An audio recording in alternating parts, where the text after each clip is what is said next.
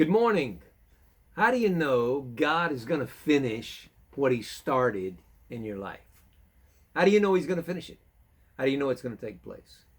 And immediately, I'm sure you're out there looking and you're saying, did somebody hit him in the eye? No, that's actually a sty. And the little statement that it doesn't hurt as bad as it looks is not true. It hurts worse than it looks. But I just wanted you to know I didn't get in a fight with somebody.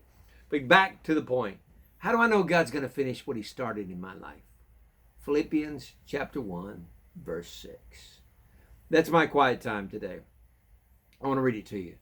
That He who has begun a good work in you will complete it until the day of Jesus Christ. Now, there's a couple of things in the Greek here that make this unique.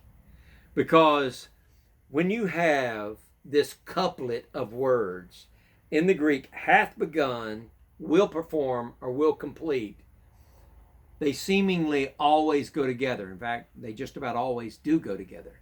And particularly, they're a couplet that actually in proper Koine Greek that we see here in the Bible are never separated. And so what does that mean? That means if God began something, He's going to finish it. Now, think about that. It's impossible for God not to finish what He starts. How is that? Because He has omnipotent power. If you said God didn't finish what He started, then that would mean He attempted something with faulty knowledge. He thought He could do it, but it didn't get completed. He said, Paul is saying here to the Philippians, I am so confident of this very thing, that what God started in you, He's absolutely going to finish. Now, I don't know about you. Boy, that speaks to me. Because there's so many times I feel like, Lord, are you really going to finish what you've started in my life? Because it doesn't seem to be happening. I mean, have you gone away? Have you forgotten the things that you gave me earlier in life? All those things that I dreamed of and all those things that I thought were coming to pass? I don't see them. When you truly believe, faith is the substance of things hoped for, the evidence of things not seen, that I'm trusting in the reality of God's power to do beyond what I can see physically today, you're stepping into a new realm of faith that God can truly bless. I don't want us to live our lives not being able to be blessed. Now, God knew exactly where you were going to wake up this morning. He knew I'd have a star on my eye. He knew exactly where you'd be. And you know what? He's already planned for that. Now imagine somebody standing on top of a building, they see a parade come by. You only see one float at a time because you are stationed in one locality. God sees the whole picture. He can sit up there and say, I see this float, I see this float, this float. He knows all of them. He's got the whole life story.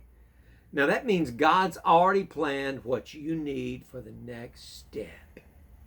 I don't have to worry that God's got a solution for the next thing that I need. And you know what?